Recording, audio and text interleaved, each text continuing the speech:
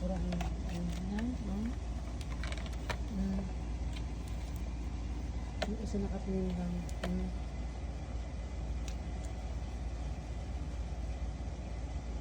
Si Batang itong makulit. Ayun si Timang. Yun ang ginagawa. Yung basurahan hindi na nagagamit. At ginagawang palaruan. Ay, oh, Jesus. Batang. Anong ginagawa mo dyan? Batang. O, diba? Ayan si Timang. Hindi na natin magamit ang basurahan at ginagawang laruan ni Batang.